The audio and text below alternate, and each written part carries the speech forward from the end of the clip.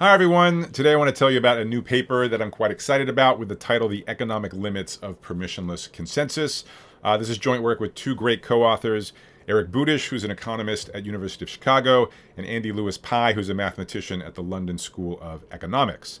My name is Tim Roughgarden, and I should say at the outset that while I am head of research at A16Z Crypto, I'm here giving this talk in my academic capacity. Certainly nothing I say in this talk should be construed as the opinions of A16Z. They're my own opinions only, or God forbid, don't construe anything in this talk as financial advice. So I don't know if blockchain protocols have really been around long enough for us to be able to call anything about them classic in any sense. But if there is a classic topic around blockchain protocols, the subject of this paper would be one of them, namely the incentives around and costs of 51% type attacks. So what do I mean by 51% type attack? Well, hopefully in the context of Bitcoin, you all kind of know what I mean, right? Bitcoin has proof of work mining. It uses sort of the longest chain rule. So if you're an attacker that controls 51% of the overall hash rate, you're in a position to roll back an arbitrarily large number of blocks from the longest chain just by growing a long alternative chain. If you have 51% of the hash rate, that will eventually become the actual longest chain, rolling back lots of blocks that had thought to have been confirmed. And in sort of producing a consistency violation of this form, you're able to carry out double spends. Other permissionless blockchain protocols have their own versions of these attacks, like in a PBFT style proof of stake blockchain protocol, like today's Ethereum. An attacker with 34% of the stake is similarly in a position to cause consistency violations, the rollback of what were thought to be confirmed transactions, and therefore carry out double spends. Now, what I want to think about in this paper is, if you find yourself in this state, right? If someone has 51% of the hash rate, if someone has 34% of the stake, is it game over, right? Is basically the protocol at that point just sort of totally useless? And if not, why not, right? If someone finds themselves in a position to be able to carry out double spend attacks, why would they not just do that? Well, actually, all the way back in the Bitcoin white paper, Nakamoto actually thought about this issue. So let me just give you sort of a few seconds to read a paragraph from that white paper. This comes from section 6 of the white paper. That's the section about block rewards.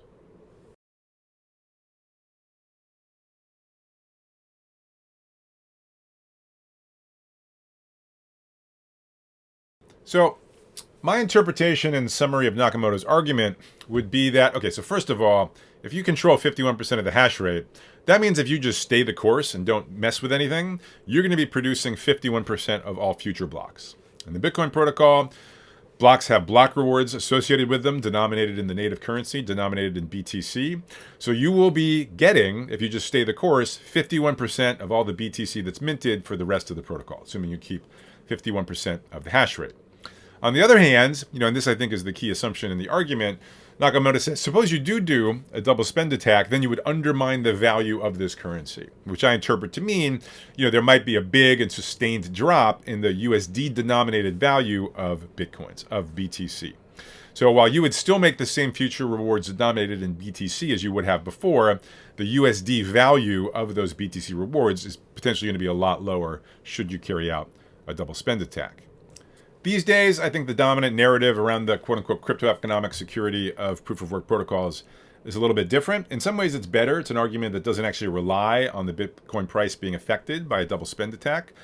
And the argument goes, look, Nakamoto in the white paper talked about CPUs, but these days, the only way you can really contribute meaningfully to the Bitcoin protocol is to use specialized ASICs. So computers that are really good at evaluating the SHA-256 cryptographic hash function and that really can't do anything else. So, suppose there was a double spend attack on the Bitcoin protocol, then you know that somebody has 51% of the ASICs out there. And the Bitcoin ecosystem, as a collective, could respond with a hard fork. They could decide to change the rules of the Bitcoin protocol, switching out the SHA-256 hash function in for some other cryptographic hash function. That would render all of the ASICs of the attacker useless. Now, both of these sort of narratives around the security of proof-of-work protocols I find alarming, for two related reasons. Right? Reason number one is that while it's true if one of these narratives plays out, the attacker is harmed, so is everybody else. Okay, so there's just like a tremendous amount of collateral damage. It's sort of like for scorched earth reasons that the attacker is harmed at all. Right? In the first narrative, any passive holder of BTC will also lose a tremendous amount of value. In the second narrative, any honest miner who's presumably also using ASICs, will also have their ASICs be rendered useless. Secondly, it's like, even if the attacker does suffer some economic harm for one of these two reasons, it's not clear it really fixes anything. It's not clear it somehow deters the attacker from sort of double spending over and over and over again, right? I mean, in the first narrative, the attacker continues to control 51% of the hash rate. Yes, the Bitcoin price has dropped, but still the attacker can continue to double spend whenever they want. Now, in the second narrative, in some sense, everybody's computational power gets reset to 0 with the hard fork.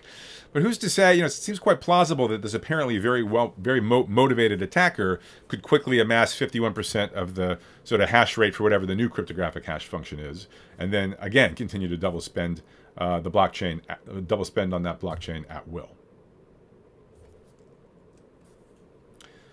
And so the types of questions that I like to sort of think about is, all right, so this seems like not totally ideal, the fact that these punishments to the attacker involve all this collateral damage.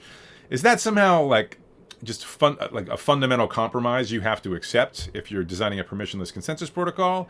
Or is that in any way sort of an artifact of specific design decisions made in the Bitcoin protocol? For example, that it's a proof of work protocol.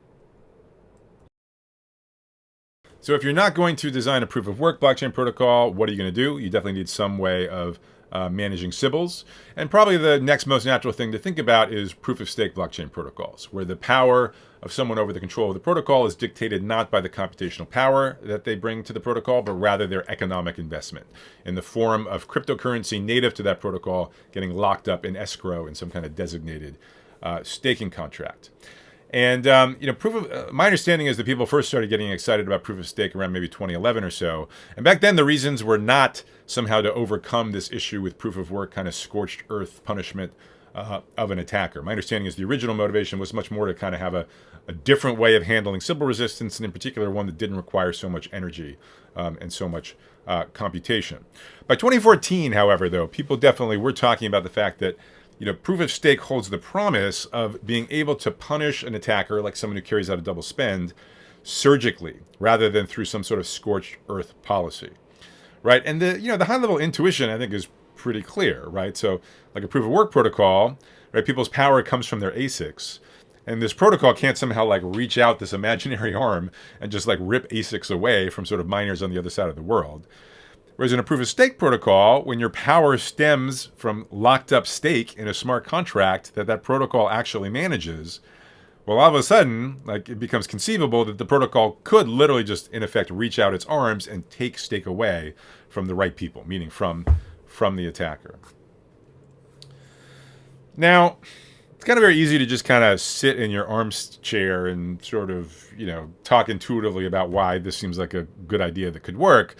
But anyone who actually tries to write down a concrete proof of stake protocol that surgically confiscates stake in the aftermath of an attack will find there's actually a number of hard problems that need to be solved along the way. So let me mention 3 of them here.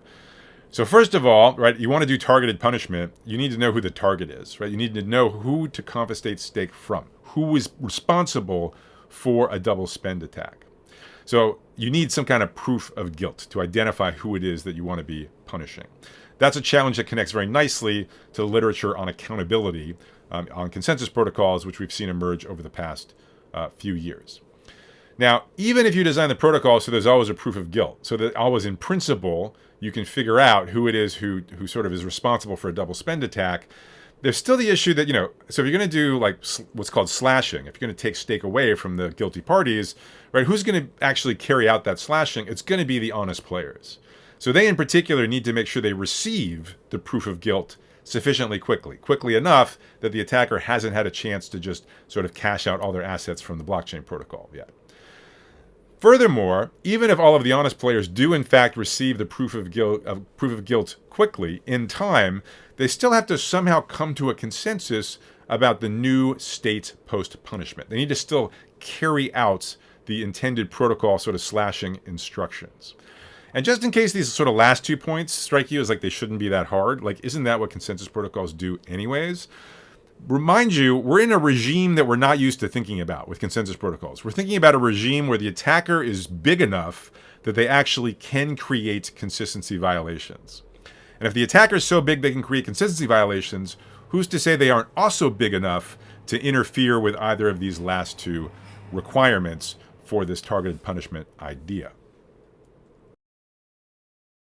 So the Ethereum protocol it's not the first proof-of-stake protocol. It's not the first protocol to use slashing, but it is the biggest one. And so it's a very natural case study. Famously, a little less than 2 years ago, Ethereum switched from a proof-of-work longest chain protocol to a proof-of-stake protocol, which also uses some PBFT-style consensus logic as part of its operation.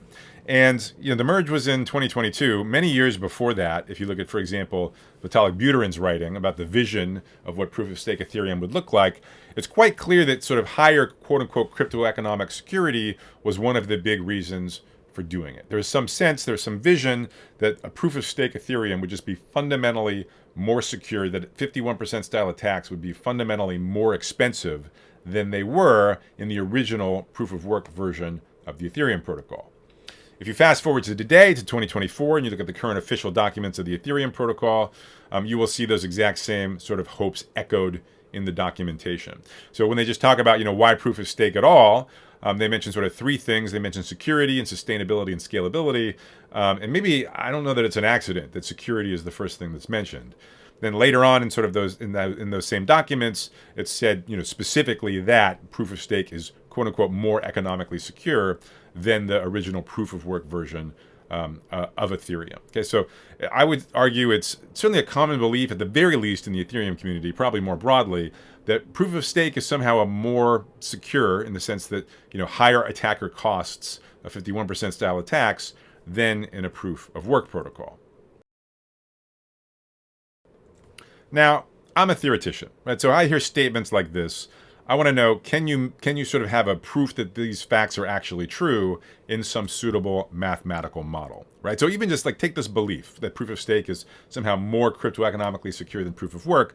Like, what does that statement even formally mean? Like, what does it mean to say that protocol Pi 1 is more economically secure than protocol Pi 2? How would you prove that statement? How would you falsify that statement? And, I want a kind of rigorous treatment, not just so I can assess whether or not common beliefs like this are true, but also more broadly, I want to just sort of think about the design space of blockchain protocols, right? So who's to say there couldn't be some other possibly totally different looking blockchain protocol, which is more crypto-economically secure than Ethereum is? Or, maybe there's limitations on how secure a protocol could possibly be. Whenever you're talking about consensus protocols, the guarantee is going to depend on the assumptions, right? So you need some kind of assumptions to get any kind of functionality that you want. And so, for example, you may need to make assumptions about the reliability of the network, about message delays. In our case, assumptions around the active participation of honest players are going to be very important. But in any case, this is a serious enough issue that understanding carefully which assumptions are necessary and sufficient for example, slashing to work properly in a proof-of-stake protocol, I think that's a really important thing to do. And the point of this paper is, in fact, to lay out a mathematical framework in which all of these questions can be rigorously interrogated. So the paper has three main results, which I'll give you an overview of on the next couple of slides. There's going to be two negative results and two impossibility results. Those are going to be saying that under certain assumptions, we're not going to be able to get the types of protocols that we want. And then we're going to have a possibility result, a positive result, saying that under a set of stronger assumptions, we can in fact get the type of protocol that we want. Now, to state any of those three results, then, I need to say, what is it that we want from our protocol? So we need some key definition that articulates that. And the idea is that we want a protocol that supports asymmetric punishment, okay, or targeted punishment. We're going to call protocols with that property an EAC protocol. The acronym here stands for expensive to attack in the absence of collapse, okay, meaning in the absence of a collapse in the protocol's native cryptocurrency price. So again, it should be asymmetric punishment. So it should be that there's no scorched earth, there's no collateral damage. If you're participating in the protocol honestly, no problem. You're never going to have resources taken away from you. On the other hand, if you carry out a double spend attack, or more generally just sort of cause a consistency violation in this protocol, then if you're responsible, you are guaranteed to lose some of your resources. So this is what we mean by an EAC protocol. Honest players are always fine. Attackers are always punished. A fully rigorous definition of what it means to be EAC in this sense is actually kind of delicate.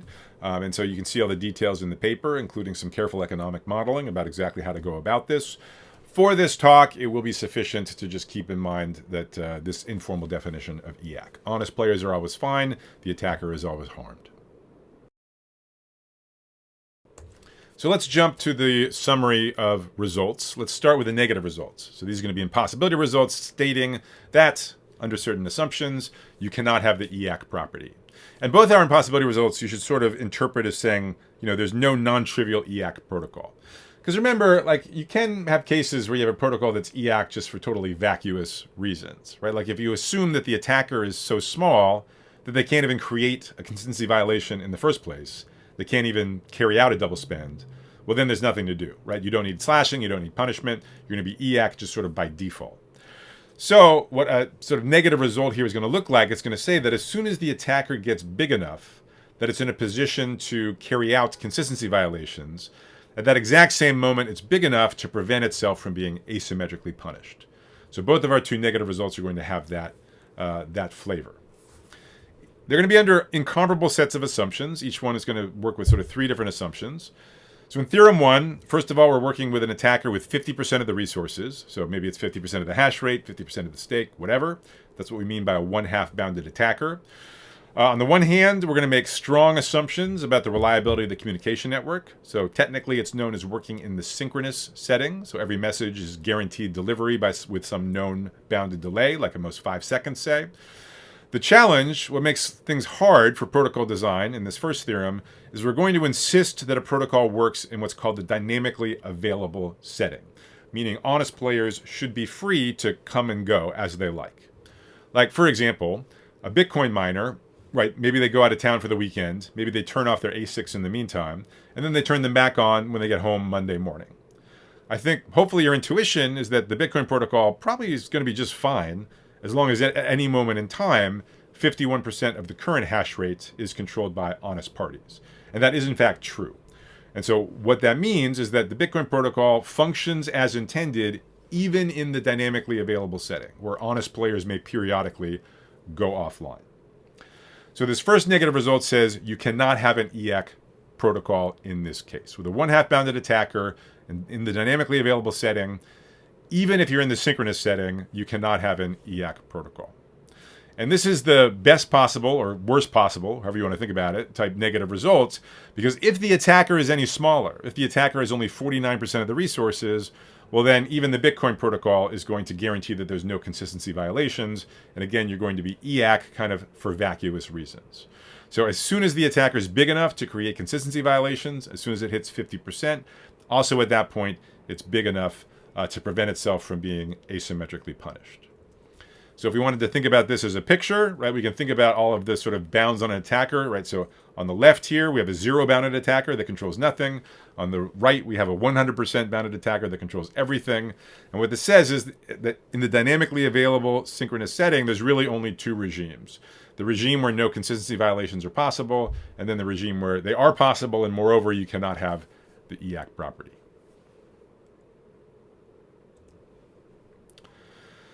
So our second result has a similar flavor, but again, an incomparable set of assumptions. So here we're going to make our lives easier by working in the quasi-permissionless rather than dynamically available settings. We're going to try to evade the impossibility result in Theorem 1 by assuming that all of the honest players that are supposed to be active are in fact active at any given time. That's what's known as the quasi-permissionless setting.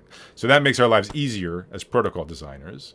On the other hand, we're going to make a weaker assumption about the network. The network is now going to potentially suffer periods of unreliability, for example, from denial of service attacks. And the formal definition here is known as the partially synchronous setting, which basically says you start with a period of asynchrony of unknown but finite duration. And after that so-called global stabilization time, or GST, after that point, you basically default back to the easier synchronous setting. When you're talking about the partially synchronous setting, the right sort of type of attacker to think about is 1/3 bounded. So think, for example, about a proof-of-stake protocol where the attacker has 34% of the stake. And here, once again, you cannot have an EAC protocol. Okay, so even if you make the strong assumption that you're in the quasi-permissionless setting, if you have to deal with partial synchrony, then in fact you can't be EAC. Or at least as soon as the attacker is big enough that it can carry out consistency violations, which is a 1/3 bounded attacker, as soon as it's big enough to carry out a double spend, at that point it's also big enough to prevent itself from being asymmetrically punished. And actually, as we'll see from the proof sketch a little bit later, not only can it prevent itself from being asymmetrically punished, it can prevent itself from being punished at all. So even if you allow collateral damage and scorched earth, doesn't matter. In the partially synchronous setting, you cannot punish attackers in general at all. So here, like in Theorem 1, we get sort of a pretty simple picture, just sort of two regimes. The threshold here is 1/3 rather than 1/2. That's because we're working in the partially synchronous setting rather than the synchronous setting. But again, smaller than 1/3, no consistency violations at all. Bigger than 1/3, you both get consistency violations and you cannot get EAC. You cannot punish those consistency violations. So the last result is going to be a positive result, saying that in a certain setting, we actually can get protocols that are EAC in a non-trivial sense. EAC even though the attacker will be large enough to be able to create consistency violations. So what kind of assumptions should we be expecting to see in that third theorem statement? Well, Theorem 1 says we really just can't work in the dynamically available setting, right? We really just can't allow honest players to come and go at will. We have to assume that the honest players that are supposed to be active really are active. That is, we're going to have to work in the quasi-permissionless setting. Theorem 2 tells us that even if we work in that quasi-permissionless setting, we can't get away with partial synchrony. We need to make some kind of stronger assumption like that we work in the synchronous setting. So you might expect in Theorem 3 to say, if we're in the quasi-permissionless and synchronous setting, then you have some positive result about EAC protocols. And that's, in fact, exactly what we have. You do need some kind of bound on the attacker. The attacker has to have at most, so it's going to be a proof-of-stake protocol for the positive result, and the attacker is going to have at most 66% of the stake. That's more than enough stake to be able to create consistency violations, but you actually still are an EAC protocol. You can carry out asymmetric punishment through slashing as long as the attacker has less than 2/3 of the stake. And the bound of 2/3 is not an accident. It actually follows from a recent result of Tass et al. That once the attacker controls 67% of the stake, then there's no hope. Then you just basically can't be EAC. In effect, once an attacker controls 2/3 of the resources, they basically at that point unilaterally control everything that happens in the blockchain protocol from then on. So we'll talk a fair bit about Theorem 3 and its proof, like this protocol that's used to actually prove Theorem 3, toward the end of this talk. Two quick things I'll say now. So first of all, just if you're wondering kind of at a high level, what does this protocol look like? The starting point is Tendermint, but you have to do a lot of innovations on top of Tendermint to get this result. So as you'll see at the end of the talk, there's multiple innovations in actually getting this EAC property. So being able to carry out punishment even when the attacker is large enough to carry out consistency violations. And also, if you sort of bear with me till the end of the talk, you will see a version of Theorem 3, which is, while sort of, requires more words to state, is actually quite a bit mathematically stronger and more conceptually satisfying than the one I've given you here. So the real version of Theorem 3 is, in fact, quite a bit stronger. Along with that, we'll sort of say a little bit about how this protocol works. Again, that'll be at the end of the talk. As far as the picture, it's now quite a bit more interesting than around Theorem 1 and Theorem 2. If you work in the synchronous and quasi-permissionless model, and you think about varying the attacker size, we now have 2 phase transitions rather than 1. We have one at 1/3 and another at 2/3. Below 1/3, we have protocols that are EAC for sort of trivial reasons, just because the attacker is so small they can't carry out any consistency violations. Above 2/3, we have protocols can't be EAC. Basically, the attacker is so big they can just unilaterally sort of control everything that happens in the blockchain protocol. But in this middle regime, this is where things are interesting, right? So the attacker is big enough to cause consistency violations. On the other hand, the protocol can fight back, can beat back the attacker and make sure it gets asymmetrically punished for any consistency violations it might choose to cause. So that completes the high-level overview of the 3 main results in the paper. In the rest of the talk, I want to circle back on all of these and dig deeper. Right? So I both want to say a little bit more about the theorem statements, and in particular about phrases you may not have seen before, specifically dynamically available and quasi-permissionless. And then I also want to say a little bit about the ideas behind the proofs of all of these results. Before I do that, let me just sort of pause and sort of suggest, what should be your main takeaways from these 3 main results? What are the sort of implications? How should they shape how you think about blockchain protocol design.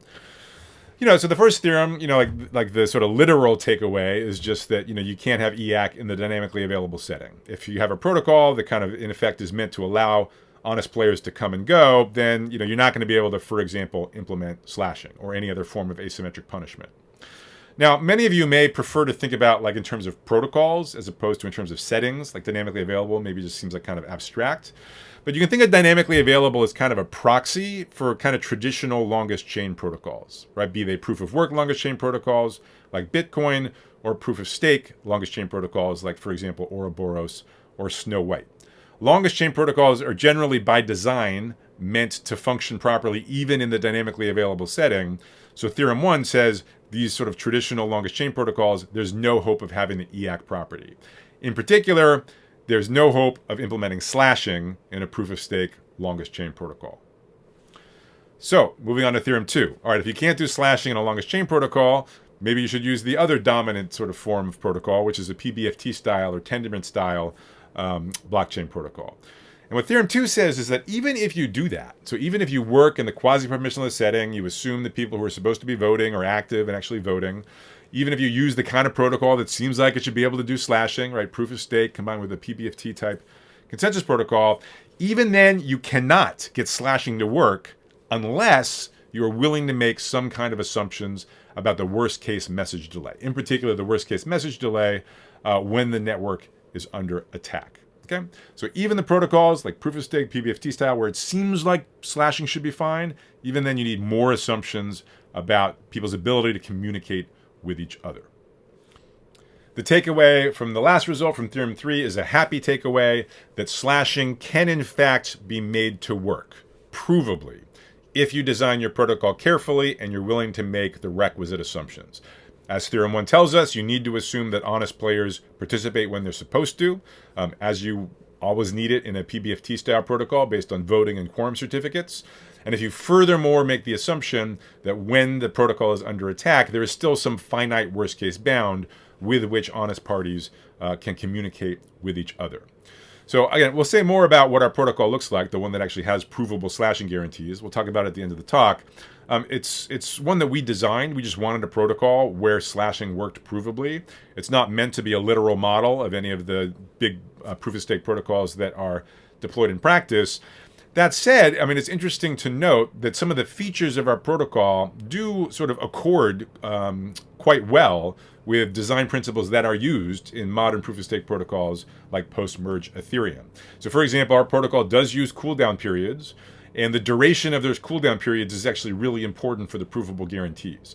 The cooldown periods need to scale with the amount of time necessary for honest players to communicate when the protocol is under attack, which might be big, which might be something like days, which again sort of accords with the long cooldown periods you see in Ethereum and other proof of stake protocols as well.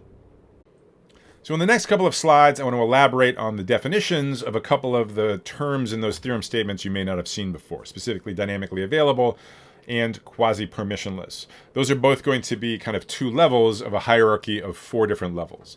And to put that hierarchy in sort of context, let me zoom out a little bit and talk about just sort of the theory, the design and analysis of consensus protocols more generally, right? This is a totally classic topic. A couple Turing Awards have been awarded for pioneers in this field, got going in the 1980s. And when you analyze, when you prove guarantees for consensus protocols, usually the bare minimum you're after is consistency and liveness. Liveness meaning that as long as there's work to get done, it's getting done. So as long as there's pending transactions should continue to be confirmed. On the other hand, you don't want any consistency violations. If a transaction is at some point regarded as confirmed, you want it to be regarded as confirmed forevermore and never rolled back. A rollback is exactly what it would allow an attacker to carry out a double spend. So what makes this problem non-trivial? Well, historically, 2 sort of orthogonal types of challenges have been the main focus. Focus number 1 is that perhaps, while you have this protocol that you intend for all of the nodes to be running, maybe some of them are not running it or not running it correctly. Maybe there's a hardware failure, maybe there's a software failure, maybe the node is actually controlled by a malicious actor, who knows. Second orthogonal challenge is that maybe the communication network also isn't sort of, being as reliable as you'd like. Maybe some of the messages that get sent get delayed for a very long time before they arrive at the intended destination. Now, in my opinion, one of the reasons that the sort of literature on consensus protocols has been remained so vibrant for so long, decade after decade, is that the pioneers that kind of set up all of the initial models did so in a way that made it kind of very sort of fun and very clear how to make progress. They sort of set up a playground for researchers to explore for many, many years. And the way they did this was through parameterization of the challenges. By parameterization, I mean hierarchies of assumptions sort of ordered from strongest to weakest. For example, think about sort of faulty nodes that are not running the protocol. You can have very benign types of faults, like crash faults, meaning the node just kind of goes offline and never shows up again. Or you can have very tricky types of faults, like the Byzantine faults that you usually study in the context of permissionless blockchain protocols. Of course, you can also parameterize by the fraction of faulty nodes, but the point is there's a hierarchy of types of faults of sort of increasing severity, increasing difficulty to deal with. Same thing with the communication network, right? There's a hierarchy of assumptions, right? The strongest assumption you could make is the synchronous model, where you have bounded message delay for every message, so guaranteed sort of delivery after a certain period of time. At the other extreme, sort of the weakest assumption would be the asynchronous model, where you make no assumptions about message delivery other than eventual delivery. So literally no assumptions about how long it might take for a message to arrive at its destination. So these types of challenges, they're all there in the classical theory, which focuses largely on permissioned protocols, meaning consensus protocols where you know upfront exactly who it is who's going to be running the protocol. If you're thinking about permissionless consensus, which is sort of what you need to think about if you want to capture protocols like Bitcoin or Ethereum, where ideally kind of anyone can just sort of join the protocol and participate, even if it's already been running for 8 or 14 years or whatever. And there's a number of additional challenges a permissionless consensus protocol has to address, right? It has to address the fact it doesn't know the set of players running it up front, so that player set could be changing over time. It has to deal with symbols, the fact that one player could masquerade as many by using multiple identifiers. That's why whenever you hear about a permissionless sort of blockchain protocol, there's always some kind of symbol resistance module like proof of work or proof of stake. And then the part I want to focus on sort of right now is what I mentioned. I alluded to it when we talked about Theorem 1, which is that in the permissionless setting, you might want to be ready for honest players to be periodically inactive, like the Bitcoin miner that goes out of town for the weekend and turns off their ASICs. So what I want to introduce on the next slide is another hierarchy, a third hierarchy, right? So we have a third orthogonal challenge that honest players may be periodically inactive. That's on top of faults, on top of a possibly unreliable communication network. And so I want to introduce a third hierarchy. It's going to have 4 levels that sort of parameterizes the severity of the challenge of periodically inactive honest players. So on this slide, I'm going to lay out the hierarchy. There's going to be 4 levels. At the top is going to be the weakest assumptions, in some sense, the most permissionless setting. And then as we go from the top of the slide to the bottom of the slide, we're going to make stronger and stronger assumptions about the knowledge the protocol has about who is actively running it at any given time. And at the bottom of this hierarchy is then going to be the permission setting, where you just have full advanced knowledge of who's running the protocol. And it's going to be the 2 levels in the middle that are particularly relevant for the results in this paper. So I should say that this paper actually appeared, or a preliminary version of it appeared in sort of the Financial Crypto Conference of the previous year of 2023. The current version of the paper, the title is Permissionless Consensus. This is joint work with Andy Lewis Pye from LSE. It is a long paper, actually the longest research paper I've ever co-authored, 75 pages. So there is a tweet storm where I summarize kind of the paper. It's long enough I had to do a recursive tweet storm, a tweet storm of tweet storms. But still, I hope you find that sort of, maybe more convenient than reading the whole 75 page paper for those of you that want to get more of the details about that. So one of the things in this paper is this hierarchy. And at the top level, sort of the weakest possible assumptions, it's basically the setting in which Bitcoin is expected to operate, or some kind of proof of work longest chain protocol. Namely, the protocol knows literally nothing about who's running it at any given time, has no idea.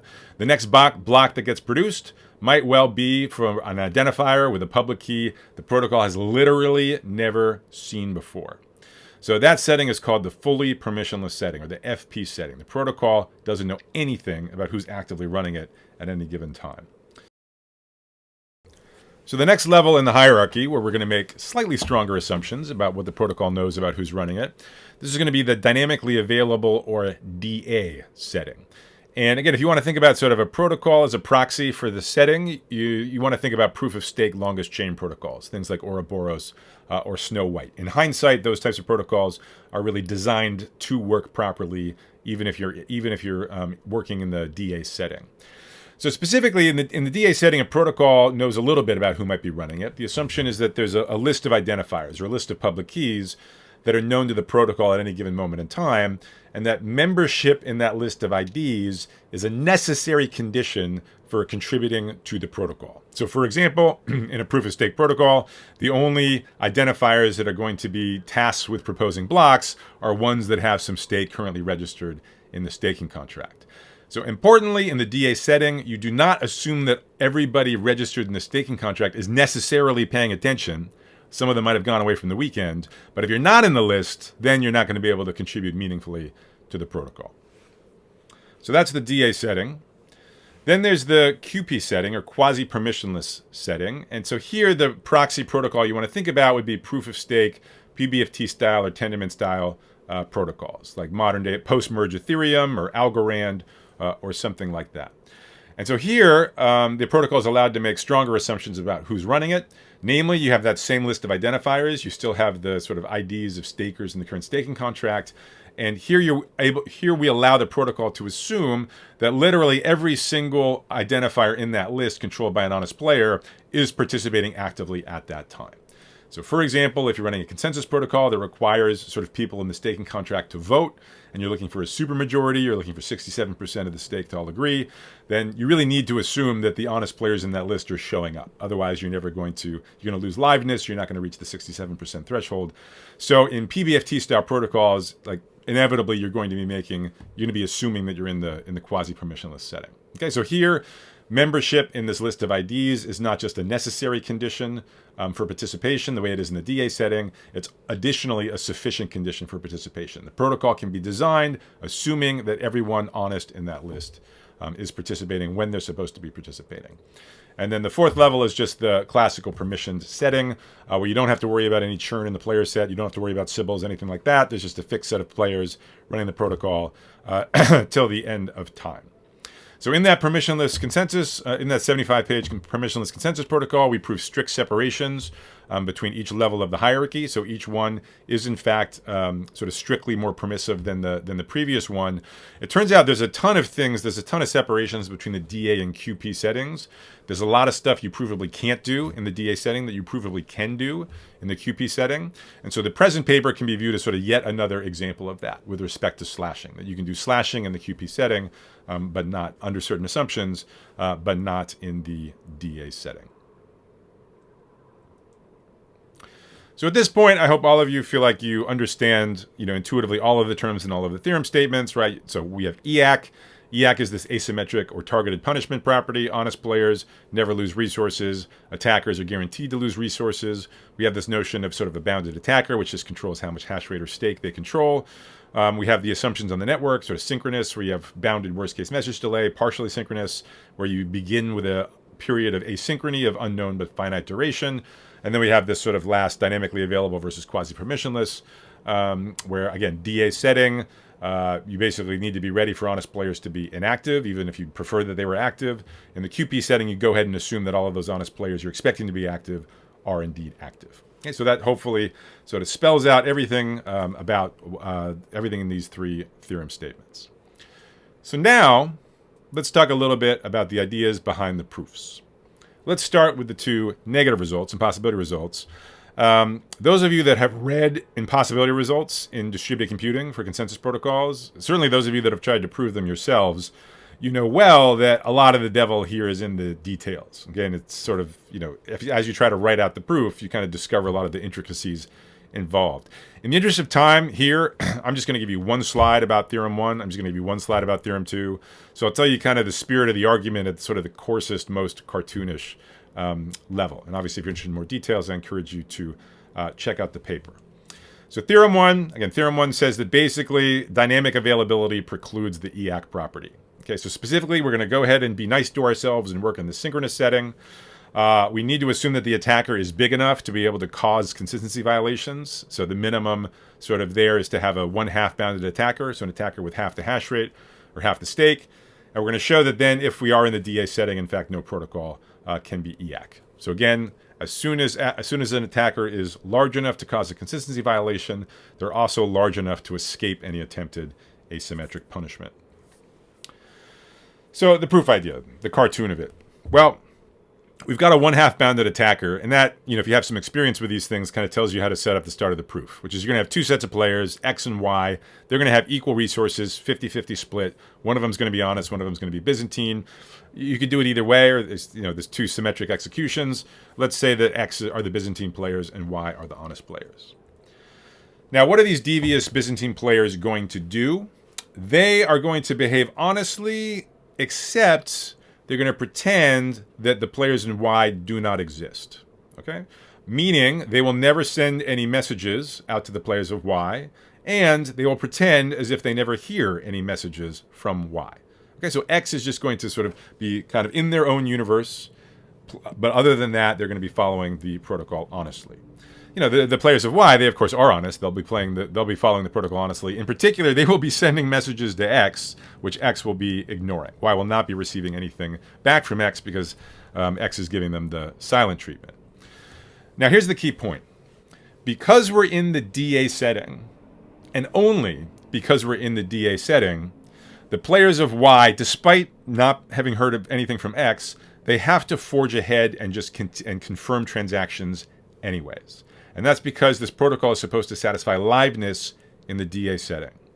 From the perspective of the honest players in Y, for all they know, all the players of X are honest, but happen to be inactive. So in that case, with 100% honest players, right? Yes, some of them are inactive, but everybody's honest. Well, then the players of Y, if you're going to be live, the players of Y really need to go ahead and start confirming some transactions. And that's where the DA assumption gets used. Now, the players in capital X, right, they're behaving as if they're the only ones in the universe. Otherwise, they're playing honestly. They are also then going to be confirming their own sets of transactions. And in general, the transactions confirmed by X and by Y are going to be conflicting. Now, if someone showed up at just this moment in time, sort of an outside observer, they could still tell who were the Byzantine players and who were the honest players, right? Because they'd look at X and they'd say, like, look, the players in X aren't even trying to send messages to Y, okay, which means they're clearly deviating from the protocol. Whereas the players in Y, you can see they are dutifully trying to send messages back to X. So at this moment, okay, you don't have indistinguishability between X and Y. But suppose then, at some later time, after conflicting transactions have been confirmed by X and by Y, at that point, X disseminates all of the messages it should have been sending to capital Y all along. It just sends them all out much, much later. And the point is that now at this point, a late arriving player can't distinguish which of X and Y is the Byzantine one. They both look sort of totally identical. And so that means, asymmetric punishment isn't possible, or at least it's not possible without sometimes hurting the honest players, right? Maybe in this execution, the protocol gets lucky and sort of magically knows to sort of, slash X and leave Y alone. But then you have the symmetric execution where X are the honest ones and Y are the Byzantine ones. And in that execution, this protocol is going to be slashing the honest players instead. Okay, so conclusion, you can't have EAC, you can't have sort of asymmetric punishment without any collateral damage to the honest players. So let's move on to the second result. So that first result says basically, you're not going to be able to implement slashing or any other kind of asymmetric punishment in the DA setting. So we strengthen the assumption. We make our lives easier by moving to the QP assumption, where now anyone who sort of is staking that we want to be active, we're going to just go ahead and assume that they're active. On the other hand, we're no longer in sort of the easy land of the synchronous model with bounded message delays. For this theorem, we work in the partially synchronous setting, where there is no bound on message delays, at least before global synchronization time, at least before the initial period of asynchrony. Now, here, with the partially synchronous setting, the right size attacker to think about is a 1/3 bounded attacker. That's the size at which an attacker is going to be able to start producing consistency violations. And so here again, what we're going to see is that as soon as an attacker is that big, is big enough to produce consistency violations, they're also big enough to prevent being asymmetrically punished. Actually, as we'll see, big enough to prevent being punished at all, collateral damage or not.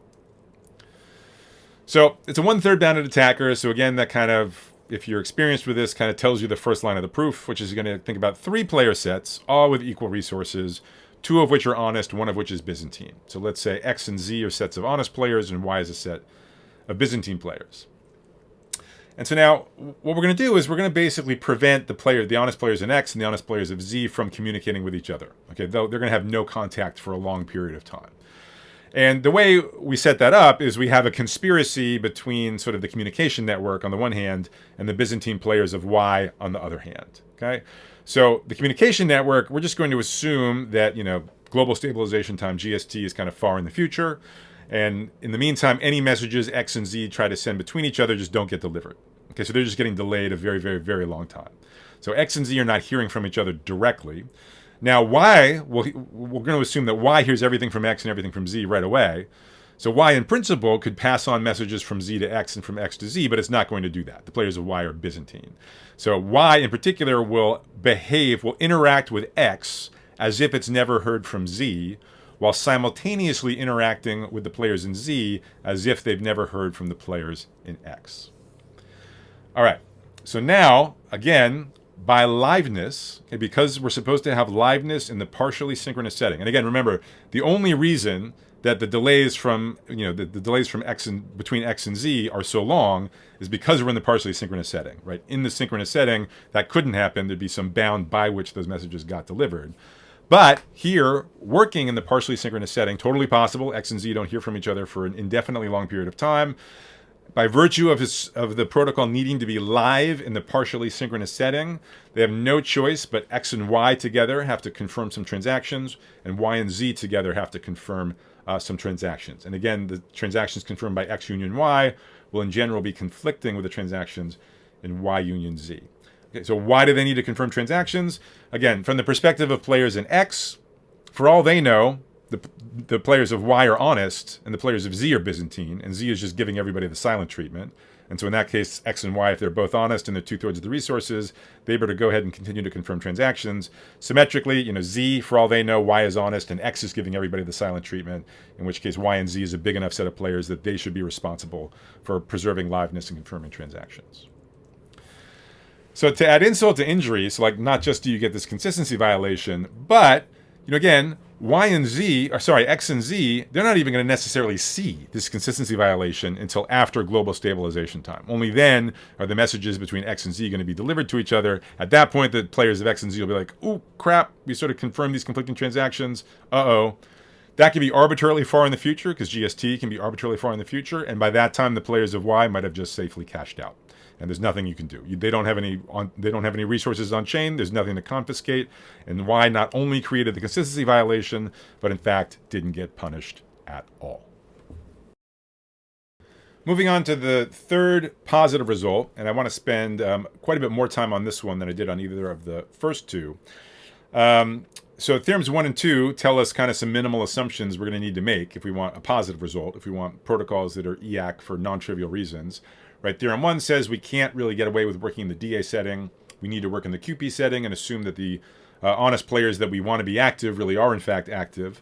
Theorem 2 says that even if you're willing to do that, make that assumption and work in the QP setting, you're going to have to actually make stronger assumptions about message delays than just what the partially synchronous model gives you. At least you're going to have to make stronger assumptions in the event that the protocol is under attack. And so what this theorem 3 says is those assumptions are not merely necessary for a non-trivial EAC protocol, they are also sufficient. If you're willing to work in the QP setting, assume sort of activity of honest players. If you're willing to make assumptions about message delays, for now, let's just say you're willing to work in the synchronous setting, then in fact, at least if you design your protocol carefully, there exists a protocol, specifically a PBFT style or Tendermint style proof of stake protocol, that, as long as the attacker has at most 66% of the stake, actually is EAC, actually can asymmetrically punish that attacker. Or, in one sentence, slashing can be made to provably work, at least if you're willing to make the appropriate assumptions.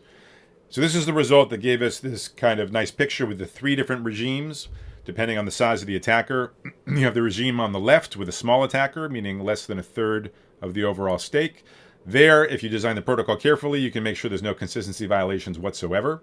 And so that protocol is going to be EAC vacuously. There's no attacks to punish, so you're fine.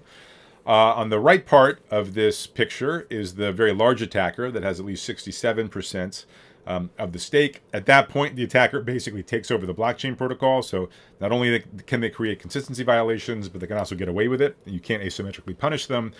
And so this theorem is really about this middle region, where the attacker is on the one hand large enough, it has at least a third of the stake, so it can cause consistency violations.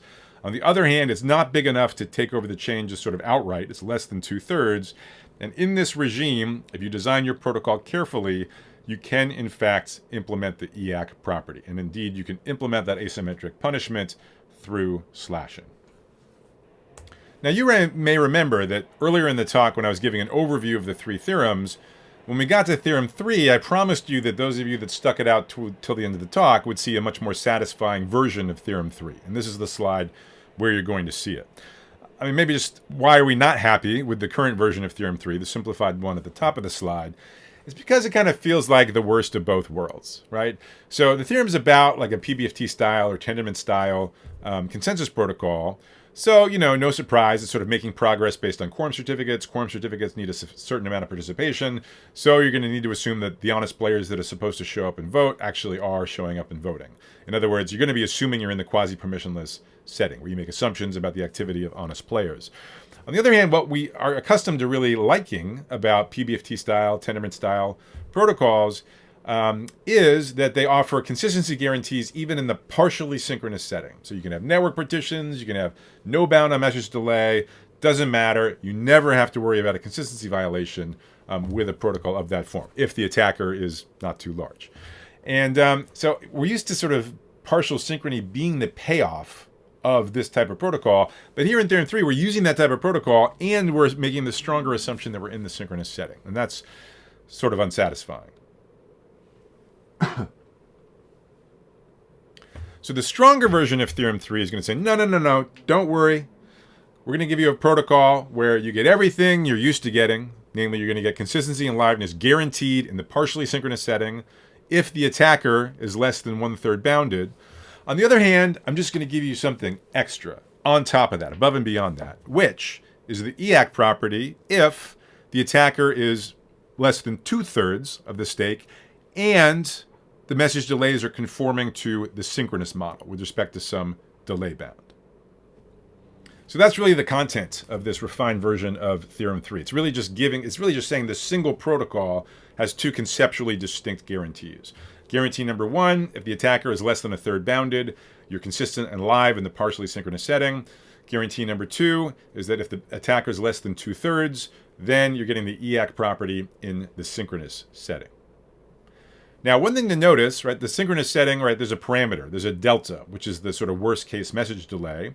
And in general, the time to transaction confirmation is going to scale with that delta. The partially synchronous model also has a parameter delta, which is the worst case message delay after global stabilization time, after GST, after the network has sort of resumed normal operation.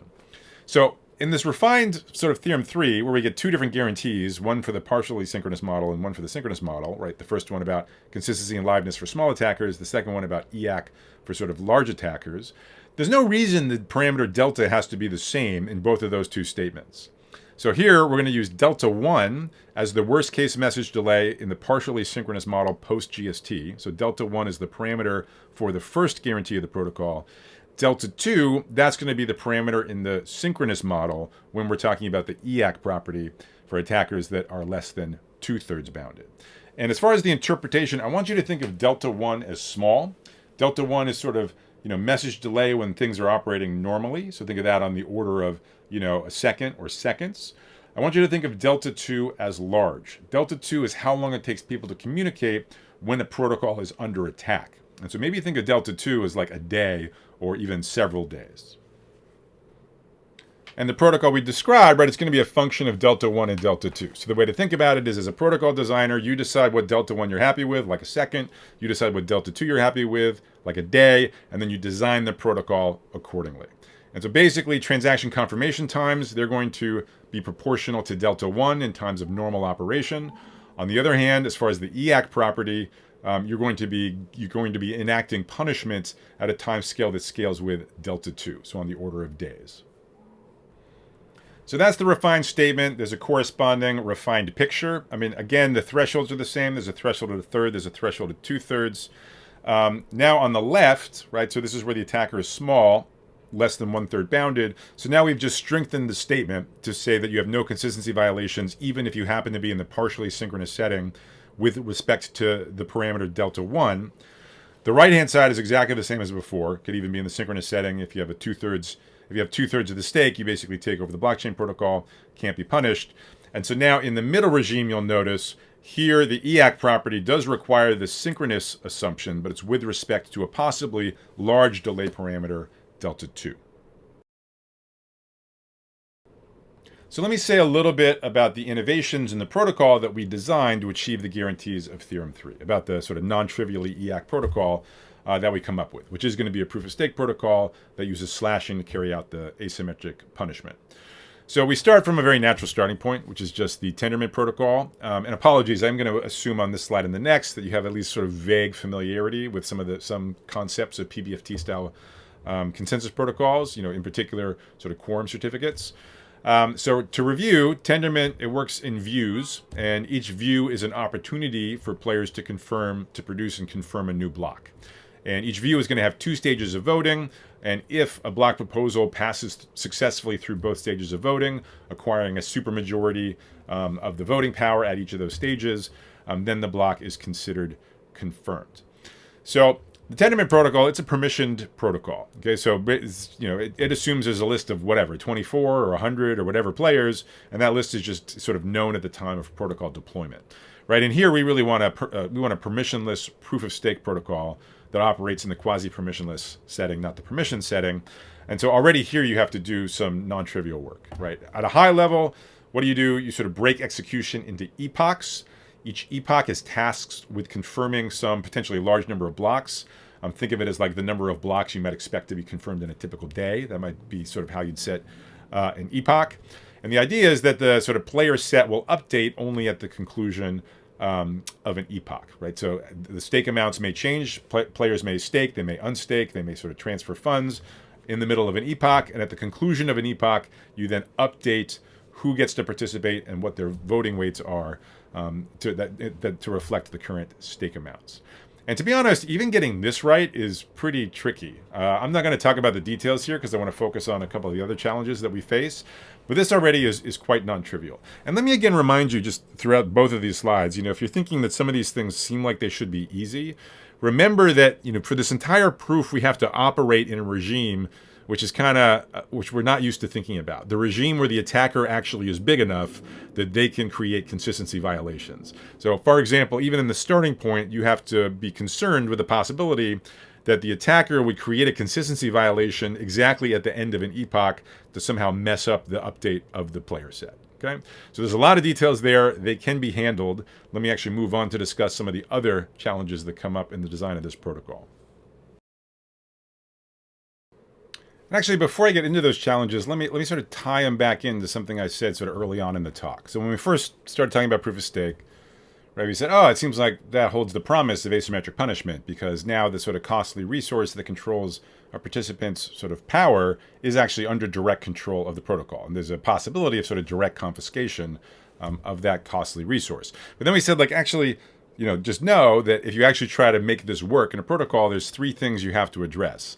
The first thing is you need to know who to confiscate. So you need a proof of guilt that determines who is responsible for a consistency violation. Now, this problem, basically, Tendermint-style protocols give you the proofs of guilt, right? So basically, you're going to have players that are double voting on things they shouldn't be double voting on. That's going to be the proof of guilt. So that's not going to be the hard part.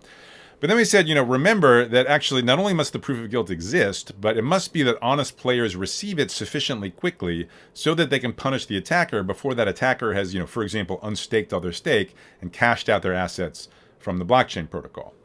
And then, even if all of the honest players do in fact receive the proof of guilt in a timely manner, they still have to figure out how to come to consensus on some new post-slashed state of the blockchain protocol. And I've said it a couple times, I'll say it again. The reason these last 2 points, it's not obvious you can do them, is because, again, the attacker is unusually large. The attacker is large enough that they've already created a consistency violation. Who knows what other stuff they might be able to interfere with. So the 2 challenges that I'll tell you about exactly map onto these the second and third of these 3 bullets. So, honest players need to receive the proof of guilt sufficiently quickly before the attacker is cashed out, and if in fact you just follow the Tendermint approach of having 2 stages of voting per view, you actually wind up getting a protocol which fails to be EAC, and it fails to be EAC for exactly this reason. Exactly because honest players are not guaranteed to receive proofs of guilt sufficiently quickly. And it's actually very easy to see what goes wrong if you know how the Tendermint protocol works. So in the Tendermint protocol, block confirmation basically follows from the existence of a stage 2 quorum certificate. So you want to see a supermajority of votes, all from the same view, all from stage 2, all attesting to the same block. So what's really bad, what you really want to have never happen, is stage 2 quorum certificates for incompatible blocks. And that's something you prove, like if the attacker is less than 1/3 bounded, you can prove that you will never have stage 2 QCs for 2 different conflicting blocks. But as soon as the attacker does have 1/3 of the stake, they are in a position to potentially create stage 2 QCs for conflicting blocks. And here's the problem, right? So maybe the attacker, in addition to creating those conflicting stage 2 QCs, keeps one of them to themselves. Okay? They pretend as if they sort of didn't vote, so no honest players see the existence of the second conflicting stage 2 QC. So the blockchain protocol is then just going to proceed as if nothing's ever happened, right? No one's seen a consistency violation. There's nothing to worry about. And so the attacker is going to be able to unstake, withdraw any assets and cash out. And only then at some later point in time, after cashing out, release the conflicting stage 2 quorum certificate. And at that point, everybody sees as a consistency violation, but exactly the perpetrators that you can identify by the double voting, they have in fact long ago cashed out all of their assets, and there's no way to carry out slashing. Okay, so really, it literally goes wrong. You literally fail to be EAC with only 2 stages of voting exactly because of this problem. Now, the simplest fix you could possibly hope might work actually does work if you do it properly. So instead of using 2 stages of voting, you're going to use 3 stages of voting per view. So now confirmation of a block actually requires the existence of a stage 3 quorum certificate. So let's talk through how that 3rd round of voting helps. And in particular, here we're going to use really crucially that the attacker is less than 2/3 bounded. And the reason that's important, right? So, blocks get confirmed using quorum certificates. A quorum certificate is going to require 2/3 of the overall stake. If the attacker is less than 2/3 bounded, that means the formation of a quorum certificate necessarily requires participation by at least one honest player. So with that in mind, think about an attacker that causes a consistency violation in this protocol. Right? By definition, that means it causes 2 conflicting blocks to be confirmed. The way the protocol works, that means somehow stage 3 quorum certificates had to have been assembled for these 2 conflicting blocks. Remember what we said, the attacker is less than 2/3 bounded, so each of these stage 3 quorum certificates for each of these 2 conflicting blocks must have included the participation of an honest player. It's going to be a different honest player for each of the 2 blocks. Now, as an honest player, you're only going to cast a vote for a stage 3 QC if you've already seen a stage 2 QC for that block. So in other words, we have 2 stage 2 QCs for these 2 conflicting blocks, each seen by an honest player. Honest players are always going to sort of echo any quorum certificates that they receive so that the rest of the honest players know about them as well. And then this is where we're using the synchrony assumption for the EAC property. Given that there is a maximum delay bound on messages when we prove our EAC property, that means that by virtue of these 2 honest players seeing stage 2 quorum certificates for conflicting blocks, all honest players will see those stage 2 quorum certificates for conflicting blocks after some bounded period of time, and that is then the smoking gun that they need. That is then the proof of guilt, and that will be seen, again, under the synchrony assumption, that will be seen by all of the honest players in a bounded amount of time. So that's how the protocol makes sure all the honest players sees these proofs of guilt sufficiently quickly.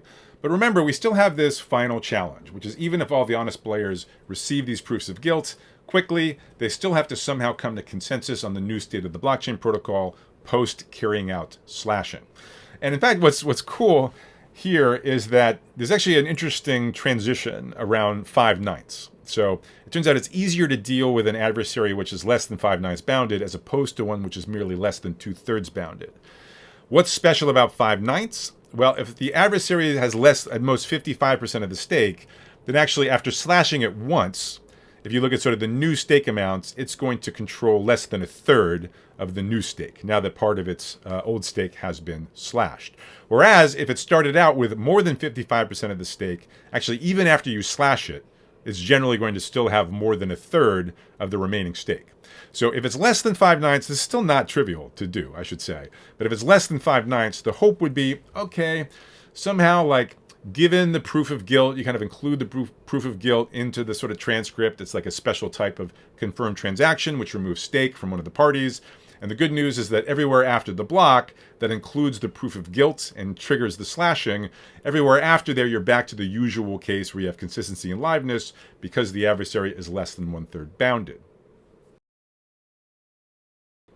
But what about an attacker that starts with, let's say, 60% of the overall stake, so that after some kind of slashing, it still at that point only has it still has 40% of the stake? Now, we've been talking about consistency violations all day, so probably your first thought is like, oh, I guess it can continue to sort of disrupt things with consistency violations. But actually remember that in a PBFT style protocol, like a Tendermint style protocol, with 40% of the stake, you can also block liveness, right? So if there's any block you don't want other people building on, you can prevent that by just never voting for any quorum certificate for any block that builds, on, for example, the part of the chain that enacts the slashing conditions. So it would seem then that such an attacker is in a position to really just sort of hold the whole protocol hostage and thereby prevent the honest players from coming to consensus on a new state of the protocol in which the attacker's funds really are permanently slashed. So to handle attackers with more than 5/9 of the overall stake, we're going to need some additional ideas. And I think I speak for my co-authors when I say that this is kind of our favorite part of the protocol. So suppose you are trying to be EAC even for attackers that are not 5/9 bounded.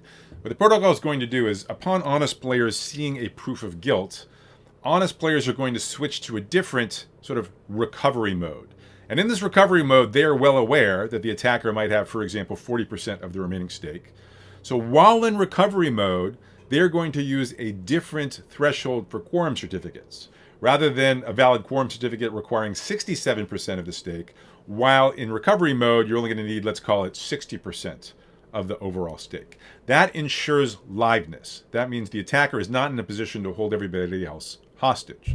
Of course, there's trade-offs between consistency and liveness, right? If you make it easier to be live by requiring only 60% of the overall stake, you also make it sort of easier to violate consistency. Like even smaller attackers than a third are then in a position to produce consistency violations. So while you're in recovery mode, you got to be ready to see another consistency violation. And the solution is just to reboot the current epoch as many times as you need to. If there's a consistency violation, reboot with a suitable threshold for quorum certificates so that you know that you're live. If you have another consistency violation, you reboot again with a slightly different threshold for quorum certificates so that you again know that you're live. While you're doing this, while you're rebooting over and over again the same epoch with each successive consistency violation, at the same time you are slashing the attacker each time. So their fraction of the remaining stake is slowly going down. The thresholds you're using for quorum certificates are slowly going up. And eventually, we can prove, after a finite number of reboots, you will get back to the point where the adversary is less than 1/3 bounded and the quorum certificate threshold is back up to 2/3. So that's the high-level idea of the protocol. Obviously, to really make this work, a lot more details kind of have to be spelled out. All of those are spelled out in the paper. If you're really interested in getting your hands dirty, I encourage you to go check it out. So that wraps up everything I wanted to say in this talk. Let me just reiterate the main takeaways of the 3 main results in the paper.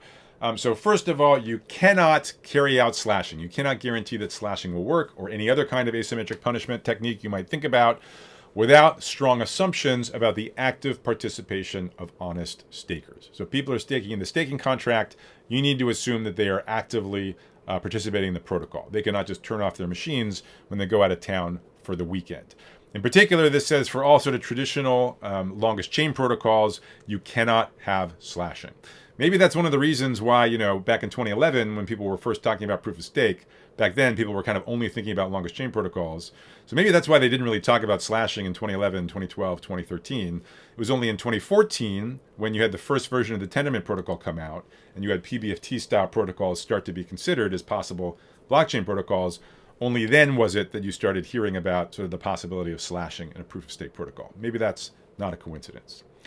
Furthermore, even if you do use a PBFT style or Tendermint style protocol as part of, say, a proof-of-stake protocol, even then you cannot carry out slashing without some kind of control over message delays. Specifically, the delay it takes for honest players to communicate with each other, for example, to share proofs of guilt, the time for honest players to communicate with each other when the protocol is under attack. Okay, when you have, for example, an attacker with 50% of the stake creating consistency violations. And if you think about it, this accords with the kinds of cooldown periods that we see, for example, in post-merge Ethereum, right? So you might, so as a staker, you can try to unstake. It's a while before you get your funds back. As soon as you unstake, you lose your voting power, but you can't actually withdraw until after some long cooldown period. And the choice of the cooldown period is is often in practice chosen to be commensurate with the time needed for sort of out-of-band communication. And our results suggest that that is, in fact, the appropriate way to go about it. And finally, we prove for the first time that indeed slashing can be made to work provably under appropriate assumptions. We give a protocol. It is sort of derived from Tendermint. It's proof of stake. It uses slashing, and it provably has the EAC property. It provably punishes sort of surgically an attacker responsible for a consistency violation as long as that attacker controls less than 2/3 of the stake. And as we've mentioned, that 2/3 is a tight threshold. An attacker with more than 2/3 actually can always get away with whatever they want. So that's the talk. Thanks very much for sticking with me.